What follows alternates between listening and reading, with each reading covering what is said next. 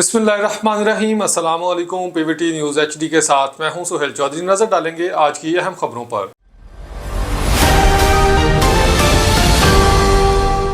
فیصل آباد میں 23 نومبر کو عام تعطیل کا اعلان کیا گیا ہے۔ ڈپٹی کمشنر فیصل آباد کیپٹن ریٹائرڈ ندیم ناصر نے ضمنی انتخابات کے پیش نظر 23 نومبر 2025 اتوار کو ضلع بھر میں عام تعطیل کا اعلان کر دیا۔ جاری کردہ حکم نامے کے مطابق NA 96، NA 104، PP 98، PP 115 اور PP 116 میں ہونے والے ضمنی انتخابات کے باعث تمام بازار، مارکیٹس، شاپنگ سینٹرز اور تجارتی مراکز بند رہیں گے تاکہ ووٹنگ کا عمل پرامن، منظم اور بلا رکاوٹ مکمل ہو سکے۔ تاہم ضروری خدمات فراہم کرنے والے ادارے اپنے سربراہان کی ہدایت کے مطابق کھلے رہیں گے۔